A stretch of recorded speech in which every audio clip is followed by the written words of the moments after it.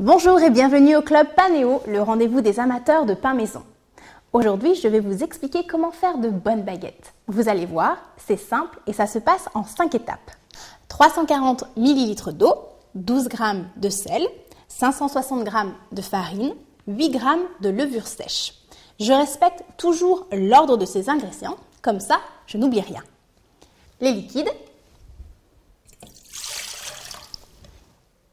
le sel, la farine et la levure. Je pétris au robot durant 10 à 15 minutes environ jusqu'à l'obtention d'une pâte lisse et homogène. Pendant ce temps, je peux faire ce que je veux et puis c'est beaucoup moins fatigant que si je le faisais moi-même.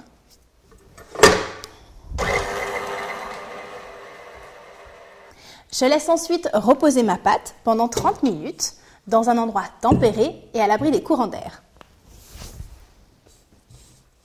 Si ma pâte est dans un endroit trop ventilé, elle va former une croûte et lèvera moins bien.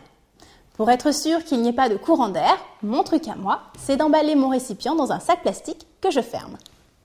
Je reprends ma boule de pâte que je divise en 2 parts égales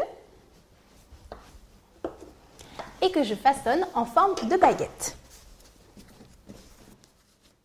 Pour façonner des baguettes, je farine légèrement mes mains pour éviter qu'elles ne soient trop collantes. Je prends un bâton que j'aplatis avec la paume de la main sur une surface légèrement farinée afin d'obtenir une forme rectangulaire. Je plie le rectangle obtenu au tiers et aplatis au niveau de la jonction avec la paume de la main. Je fais de même avec la partie du bas.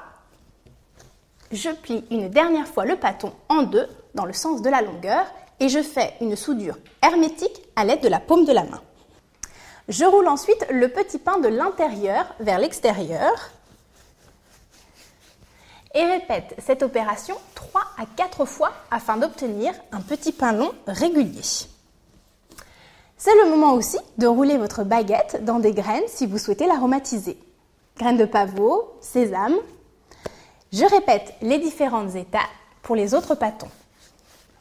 Couvrir à nouveau et laisser lever votre pâte pendant environ 50 minutes sur une plaque de cuisson. Ensuite, je scarifie mes baguettes. Cela me permet de guider l'évacuation du gaz carbonique produit par l'action de la levure. J'enfourne mes baguettes dans mon four que j'avais préchauffé à 210 degrés pendant 20 minutes. Mes baguettes seront bien dorées. Et voilà, une baguette toute chaude prête à être dégustée. Suivez les conseils de Club Panéo pour réussir à coup sûr vos pains, pizzas ou brioches. Il y a encore beaucoup d'autres recettes à découvrir sur le site clubpaneo.com. Je vous dis à très bientôt.